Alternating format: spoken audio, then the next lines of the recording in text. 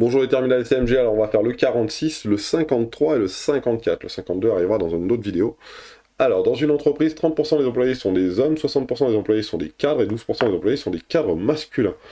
On choisit un employé au hasard, on note les événements suivants. L'employé est un homme, l'employé est un cadre, interpréter les données numériques de l'énoncé. Alors, c'est le grand classique où il faut arriver à interpréter ce qui est écrit dans l'énoncé. Donc 46, on a dit que 30% des employés sont des hommes. C'est-à-dire que si je choisis quelqu'un au hasard à l'intérieur de l'entreprise, la probabilité pour que ce soit un homme, c'est 30%. Maintenant, la probabilité que ce soit un cadre, 60% des employés sont des cadres. Donc la probabilité que ce soit un cadre, c'est 60%. Et attention, c'est là où il ne faut pas se tromper. 12% des employés sont des cadres masculins. Les cadres masculins, ça veut dire qu'il y a et ils sont des cadres, et ils sont masculins, et c'est 12% des employés. Donc ça veut dire qu'il n'y a pas de sachant que là.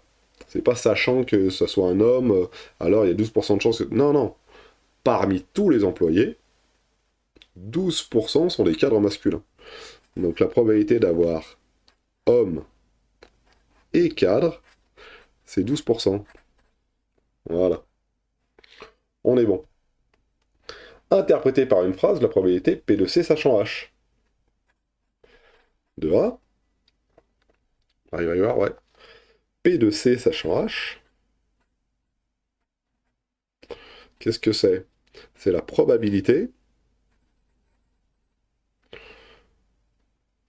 de cadre parmi les hommes. C'est ça qui est important d'écrire. Parmi les hommes, c'est la probabilité d'avoir les cadres. On va prendre la totalité des hommes et on va regarder quelle est la probabilité d'avoir un cadre. Et ben, ça va être 12%. Calculer cette probabilité. Donc on va l'écrire correctement, parce que là ça ne se voyait pas bien. P de C sachant H, c'est bien P de H et C, le tout divisé par P de H. Excusez-moi, je me trompe. P de H, hein, on est bien d'accord. Ici j'ai un H, ici j'ai un H. Hein. Hop. P de H. Voilà. Alors, P de H et C, on a dit tout ici que c'était 0,12%. Pas 0,12 sa probabilité, 12%. Et P de H, qu'est-ce que c'est? On avait dit que c'était 0,3. Donc on est bon. Donc ça doit faire 0,04 à mon avis. Allez, on essaye. Ah, j'avais laissé la calculette allumée. On efface tout, il y a moyen de tout effacer. Del. On revient. Donc il faut que je fasse 0,12 fois 0,3. 0,0. Non, hop, on recommence, j'ai mis un fois. N'importe quoi, moi. 0,12 divisé par 0,3. Ah là là, 0,4, c'est bien ça. Voilà. Ça, c'était le petit B. Petit C. Ah, il n'y a pas de petit c, bien sûr, ça arrive toujours. La personne choisie est un cadre. Donc, sachant qu'on a un cadre, calculer la probabilité que cette personne soit un homme. Alors, attention, c'est l'autre. Sachant qu'on a un cadre, je veux la probabilité que ça soit un homme. Et dans ces cas-là, on remet la petite formule qui va bien. P de C, cette fois-ci, hein, on est bien d'accord qu'on a cette fois-ci P de C, hein. Je vous le fais en pointillé ici, hein. Tac, tac, tac, tac, tac, tac, tac, tac. Ça, c'est le truc mémotechnique pour s'en souvenir. Hein. H et C en haut. C H en haut. H et C, H, c'est la même chose. H et C, on sait que c'est 0,12. P de C, bah, on a la donnée de l'énoncé, ça vaut 0,6. Donc 0,12 sur 0,6, on pourrait croire que ça fait quelque chose qu'on le connaît. On va quand même vérifier. 0,2, on pourrait dire. Il y a un 2 dedans qui va apparaître. Et ça fait bien 0,2. On est bon. Voilà, qu'on ne se trompe pas. Voilà, ça c'était le petit a. Et en déduire la probabilité qu'elle soit une femme. Donc moi ce que je cherche, c'est P de C, P de F, sachant C. Et P de F sachant C, c'est le contraire de P de H sachant C. C'est bien le contraire de P de H sachant C. Voilà. Ce qui donne donc P de H bar sachant C, 1 moins P de H sachant C. Comment on pourrait l'écrire comment on pourrait en parler en bon français, hein? Comment on pourrait l'interpréter en bon français? Excusez-moi pour cette petite interruption de caméra. Alors c'est assez simple. La probabilité d'avoir une femme, sachant qu'on est sur les cadres, c'est le contraire d'avoir un homme, sachant qu'on est sur les cadres. Sachant qu'on a pris parmi les cadres une personne, la probabilité qu'on ait une femme, c'est le contraire de la probabilité d'avoir un homme. Donc c'est 1 moins la probabilité d'avoir un homme, sachant qu'on est dans les cadres. Alors ça tombe bien, parce que cette probabilité-là qui est ici, là, P de H sachant C, c'est celle qu'on a calculée juste au-dessus. C'est 0,2. Et 1 moins 0,2, bah, ça fait 0,8. Hein. On remonte. P de H sachant C, c'est 0,2. C'est 0,2. 1 moins 0,2, ça fait donc 0,8. Pas le calcul, là. Donc voilà pour le 3A, calculer les probabilités, non, et voilà pour le 3B. 3A et 3B. Voilà pour le 46. Voilà. Donc je répète, hein, probabilité qu'on ait un homme, c'est 0,3. Probabilité qu'on ait un cadre, c'est 0,6. Probabilité qu'on ait un homme et un cadre, c'est 0,12. La probabilité des cadres parmi les hommes, c'est P de H, P de C sachant H. Probabilité de cadre parmi les hommes. Hein. Et donc P de C sachant H, c'est P de H et C sur P de H. Donc là, on a toutes nos valeurs. Hein. On peut trouver 0,4. Et P de H sachant C, probabilité que parmi les cadres, on choisisse un homme, c'est 0,2. Donc la probabilité qu'on choisisse une femme, bah, c'est 0,8. Voilà. On peut aussi utiliser un tableau pour pouvoir faire ça. Alors regardez, c'est pas très difficile. Alors ça, c'est pas demandé, mais on peut résumer tout ce qu'on vient de trouver ici par un petit tableau. En ligne, je vais mettre cadre ou pas cadre, homme ou pas homme. Voilà. La probabilité d'avoir un cadre, on a dit que c'était 0,6.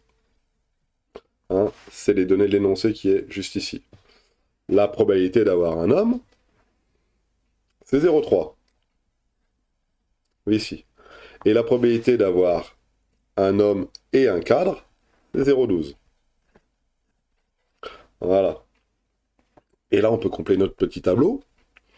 Alors, 0,2 pour aller à 0,6. 0,12 pour aller à 0,6, ça vaut 0,48. 0,6 pour aller à 0,1 à 1, ça vaut 0,4. 3 pour aller à 0,3 pour aller à 0,1, ça vaut 0,7. Ici, on a 0,18. Et donc ici, on a 0,22. Voilà. Alors maintenant, j'aimerais bien retrouver notre fameux P de H sachant C. P de H sachant C, et ben le sachant C, il faut se mettre dans cette ligne-là. Il faut faire 0,12 sur 0,6. Hein, P de H sachant C, 0,12 sur 0,6. Pareil pour P de F sachant C, c'est 0,48 sur 0,6. Et 0,48 sur 0,6, ça fait bien 0,8 qui est ici. Etc., etc. On peut même retrouver notre P de C sachant H. Donc sachant H, il faut se mettre dans cette colonne-là. Donc ça fait 0,12 sur 0,3. Voilà. On est bon pour le 46 et on peut passer au suivant. C'est parti pour le 53, donc le 53, assez facile. On considère deux événements D et Q. On a P de D qui vaut 0,2. Et attention, il est un peu compliqué celui-là. P de K sachant des barres. P de G sachant des barres, c'est donc 0,375. Voilà. Et il nous demande dans la première question de calculer P de D bar. La P de D bar, c'est la probabilité qu'on ait le contraire de D. Or, on sait que D, il est réalisé avec une probabilité de 0,2. Grosso modo, on gagne dans 20% des cas. Dans combien de pourcents des cas on perd? Bah, dans 80%, vous allez me dire. C'est pour ça que P de D bar, le contraire de D, c'est 100% moins la probabilité de D. ici, on va pas dire 100%, on va dire 1. La probabilité que ça arrive, forcément, c'est 1, moins P de D. 1 moins P de D, fait donc 1 moins 0,2. 1 moins 0,2, ça vaut 0,8. On est bon. Et après, il faut en déduire P de D bar et K. Alors, P de D bar et K, comment on va faire? Bah, maintenant qu'on a D bar, on va plutôt écrire ça. P de K sachant D bar, on sait ce que ça vaut. Ça vaut ni plus ni moins que ça, là. Je mets en bleu tout ce qu'on sait, tout ce qu'on connaît. Voilà. Et P de D bar et K, qu'est-ce que c'est? C'est P de K sachant D bar, c'est P de D bar et K, c'est difficile à dire, mais ça le fait, sur P de D bar. Ce qui tombe bien parce que ça, on sait ce que c'est. Par contre, ça, c'est ce qu'on cherche. Donc si je veux isoler ce qui est en orange, il y a un truc simple à faire. Il faudra entre guillemets faire passer le P de D bar de l'autre côté. Mais on sait très bien que ça marche pas comme ça. On va pas pouvoir faire passer ça de l'autre côté. Pour ça, il faut voir qu'on le fasse entre guillemets disparaître. Et pour le faire disparaître, il faut qu'on multiplie ici par P de D bar. Et oui, si je multiplie par P de D bar à droite, là, ça va se simplifier avec celui-là. Si j'ai multiplié par P de D bar à droite, par contre, il faut multiplier par P de D bar à gauche. D bar à gauche. Ce qui revient à dire que P de D bar et K, ce qu'il y a en orange là, c'est bien égal à P de D bar fois P de K sur P de K sachant D bar. Et ça tombe bien parce que P de D bar, on sait ce que c'est, et P de K sachant D bar, on sait ce que c'est. P de D bar, on l'a vu, il était ici. Ça vaut donc 0,8 et P de K sachant D bar, ça vaut 0,375. Tout ça, vous l'avez à la calculette là. 0,3 ça fait. Voilà. Et je crois que c'est tout pour le 53. Maintenant, on peut passer au 54. Voilà. Et on nous donne P de A, P de B sachant A et P de A sachant B. Et nous, on demande de calculer P de A et B. Et bien, même principe. Là, on nous demande, on nous donne P de A. Donc, on va plutôt avoir tendance à écrire P de B sachant A, c'est P de A et B sur P de A. Hein, rappelez-vous le truc mémotechnique, c'est un sachant A, donc on divise par P de A. Qu'est-ce que je sais, qu'est-ce que je cherche? Je cherche ça, et j'ai ça et ça. Très bien. Alors, pour pouvoir avoir uniquement celui-ci, je vais multiplier par P de A à gauche et P de A à droite. P de A à droite et P de A à gauche, excusez-moi. Comme ça, ça et ça va se simplifier. Et il va me rester donc P de A et B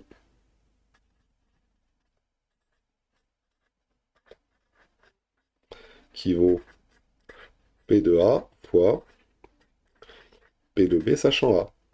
Et là, en bleu, j'ai tout ce qu'il nous faut. Et je cherche ce qu'il y a en orange. Donc j'ai juste à faire le petit calcul. P de A, 2 cinquièmes. P de B, excusez-moi, P de B sachant A. P de B sachant A, 3 quarts. Ce qui fait donc 3 en haut et 10 en bas. 3 dixièmes, ce qui vaut 0,3. Voilà. Alors là, je le mets en orange, hein, mais P de A et B, c'est donc 0,3.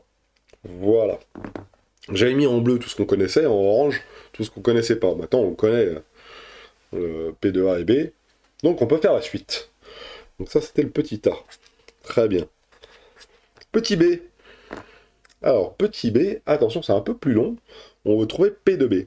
Alors, P de B, comment on va le trouver? Il faudra déjà trouver une petite formule où P de B apparaît. Ça tombe bien, une petite formule où P de B apparaît. Celle-ci, on commence à la connaître. C'est P de A et B sur P de B. C'est P de A sachant B. Je vous rappelle, vu que c'est sachant B, c'est P de B en bas. Donc maintenant, il faudrait qu'on isole pour pouvoir trouver P de B. Et nous, on connaît, on devrait isoler P de B, et nous, on connaît ça et ça. Donc comment on va faire? Bah, c'est simple, on va déjà commencer en 2 étapes, par multiplier par P de B à gauche et à droite. Pareil, hein, c'est une formule que vous pouvez connaître, que vous pouvez apprendre si vous voulez. Hein. P de B fois P de A sachant B, ça fait P de A et B. Voilà. Alors, ça nous donne, on va mettre un petit équivalent, P de B fois P de A sachant B équivaut P de A et B. Très bien. Et là, maintenant, regardez bien, qu'est-ce qu'on a pas? Qu'est-ce qu'on cherche et qu'est-ce qu'on a? Ça et ça. Donc on va diviser à gauche et à droite. C'est celui-là qu'on va faire disparaître. Il y a un fois devant, donc on va nous diviser. P de A sachant B. Si je fais P de A sachant B divisé par P de A sachant B, ça va faire 1. Et il va me rester à gauche P de B fois 1, donc P de B. Mais si je divise à gauche par P de A sachant B, il faut que je divise à droite par P de A sachant B. On est bon? Donc ce qui nous donne donc à nous, P de B qui vaut